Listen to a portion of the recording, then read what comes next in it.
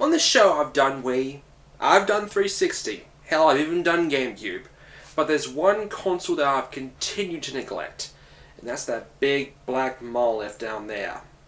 That's right, the PS3. So this week, I'll be looking at one of the first games I ever bought for the system. Ico.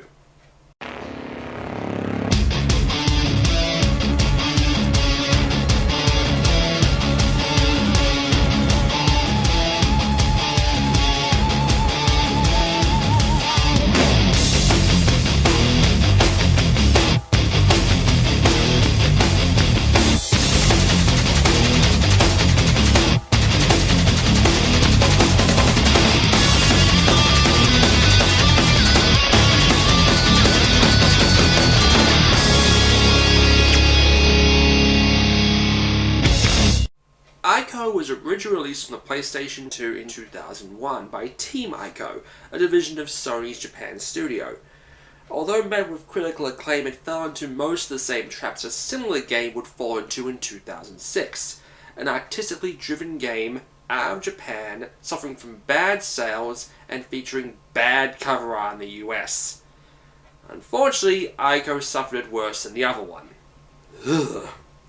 However, in 2011, Sony, continuing their habit of remaking games for the PS3, announced they'd be remaking Ico and Team Ico's second game, Shadows of the Colossus, for the PS3, which will be the version we are reviewing today.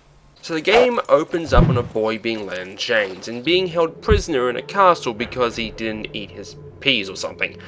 But of course, you escape and the game begins. And soon enough you discover your companion for this game, an amnesiac wanderer named Yorda. Ico was definitely one of the most unique titles in the PS2, which is impressive considering the catalogue of the system. If there was one word I could describe the game with though, it would be simplistic. But the way it's presented is absolutely incredible. At first glance you'll realize there is barely any music, even when you figure out a puzzle. There's something missing from that. That's better. The gameplay of Ico is fairly simple. It's basically escorting Yorda throughout the castle in hope of escaping its walls. But no game is complete without an antagonist, and in this game the main enemies are walking shadow creatures that try and capture Yorda and drag her into a black hole, and if they succeed, you turn to stone. Combat, like everything else, is fairly simplistic, with you fending off enemies with just a stick. You get a sword later on, but yeah, it's usually just a stick.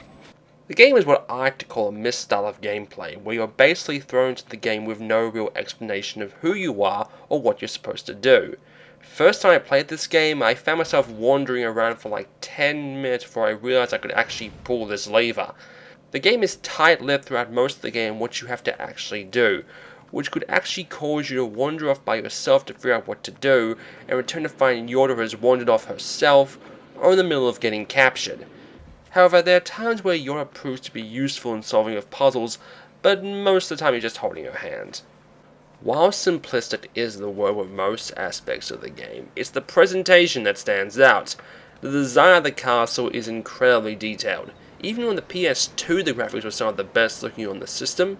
On the save areas, stone couches. No, seriously. Comparison-wise, like I said before, the PS2 version was one of the best looking games in the system, despite the console's graphical limitations. With that said, however, the PS3 version excels not just in bringing HD graphics to the game, but also being one of the best HD remakes that have been released over the past few years.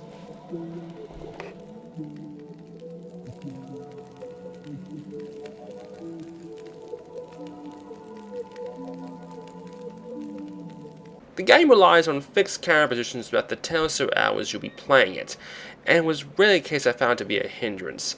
The platforming, while realistic, works fairly well, and if you screw up it's most likely your own fault. And of course, there is the ending. The game is over 10 years old and people are still debating it.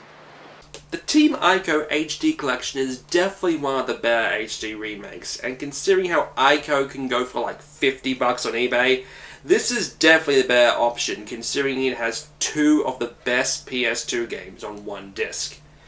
And I think we can all agree right now that one of the most anticipated games on the PS3 right now is Team Ico's third game, The Last Guardian.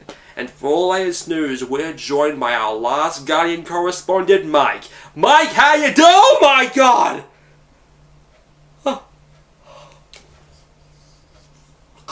Oh god, fuck, sorry to defeat Mike any info. Oh god, oh god, oh fuck, cut the feed! Not mine!